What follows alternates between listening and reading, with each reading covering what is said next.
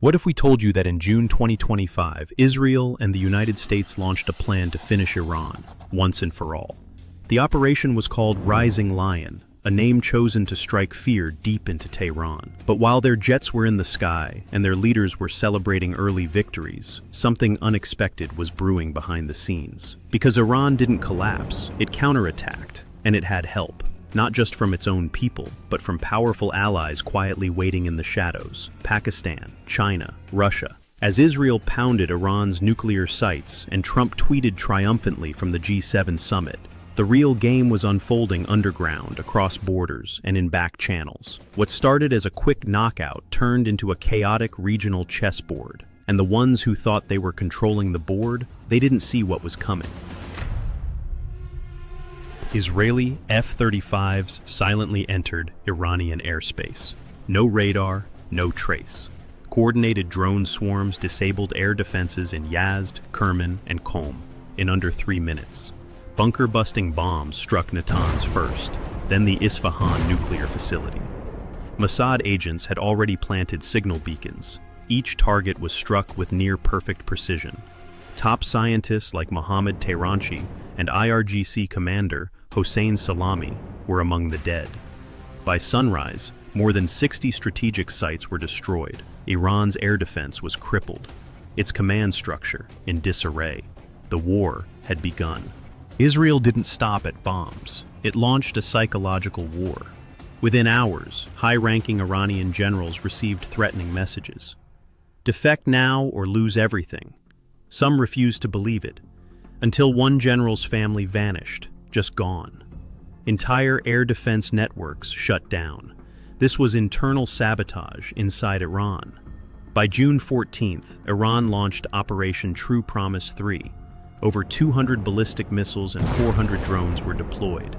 Their targets were Tel Aviv, Haifa, Ashdod, and multiple Israeli air bases. Most were intercepted, but some got through. Dozens were injured and civilians packed into shelters. Drone swarms overwhelmed parts of Israel's Iron Dome.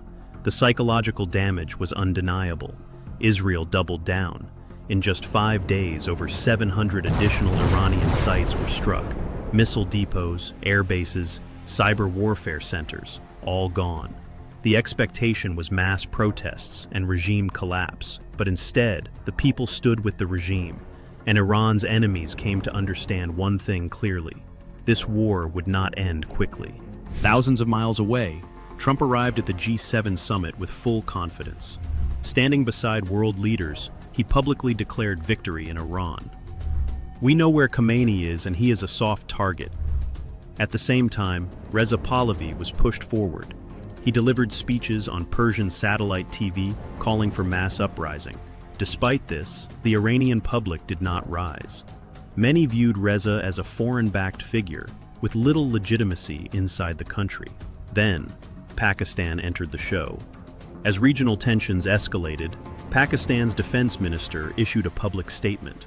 "You cannot change Iran's regime by force. Let the people decide, not your bombs." This was a clear rejection of the effort to install Reza Pahlavi through military intervention. Israeli analysts noticed something strange. Reports indicated that Pakistan was quietly providing support to Iran. This included intelligence sharing, airspace tracking, and even counter-drone assistance. Some sources claimed that Pakistani satellites were monitoring Israeli aircraft.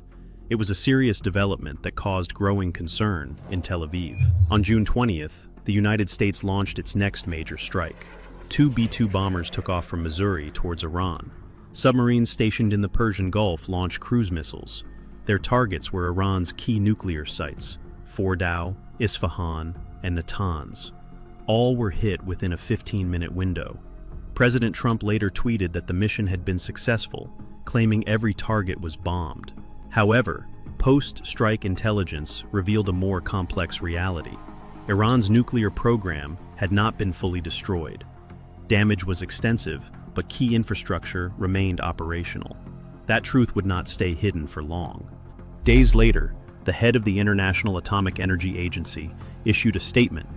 The bombs had not caused total damage to Iran's nuclear facilities. This directly contradicted Donald Trump's claim that every target was successfully destroyed. Fordow's 400 kilograms of enriched uranium remained intact. Experts warned that destroying it would have caused mass radiation deaths. The strike was never meant to destroy, it was meant to scare. As expected, Iran fired back.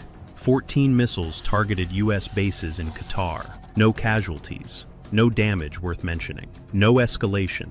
It was more than a message than an attack, and by June 24, the war was over. No handshake, no press conference, just silence. Trump called it a win.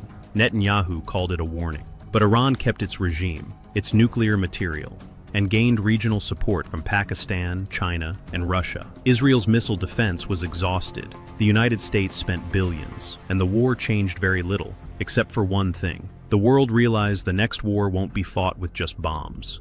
It will be fought in whispers.